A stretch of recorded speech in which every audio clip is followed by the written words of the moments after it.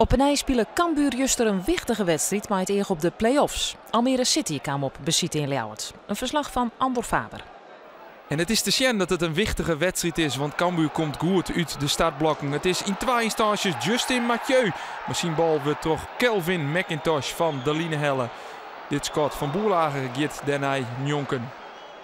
Aan de orenkant krijgt oud-Cambuur-speler Serge Hoefdraad hier de bal. Hij houdt hem staan, de helft dan uit van een meter als 20 en dat schot gaat maar een paar meter naast de goal van Erik Cummins.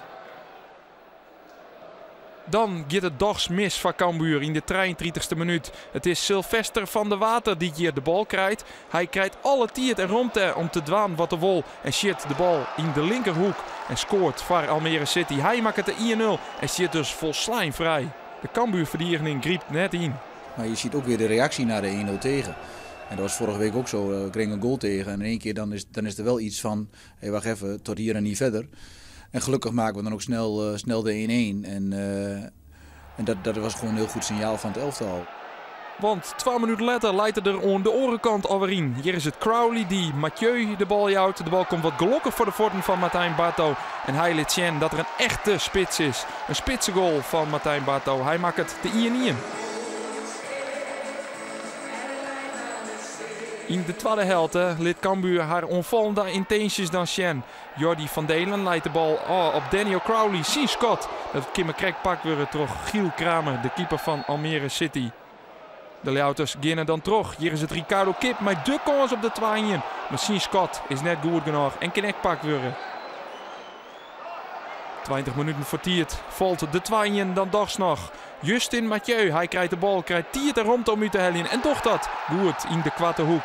Hij maakt het zijn tweede goal van het seizoen en zet Cambuur op 2-1.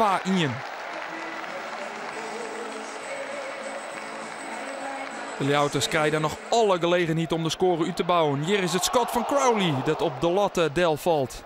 En even later is het Isa Calon met de vlugge actie. Hij hoekt alleen nog maar de bal goed vatten, Jan. Maar doch dat net. En daardoor komt de trei in de net en blijft Almere City in Libben. Komt er dan nog een slotoffensief? Nou, ik net echt. Want dit is de enige grote kans van Almere City. Het schot van Tom Overtoom valt boppen op het goal. Dus wint Cambuur met 2-1 van Almere City.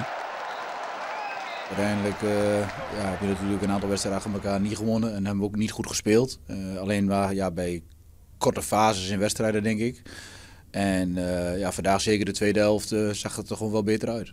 We smakken al 4-5 weken naar een overwinning. We zitten elke keer dichtbij, maar het is elke keer net niet. En nu win je vandaag van Almere thuis, wat een hele belangrijke aansluiting is naar de play-off plekken, denk ik.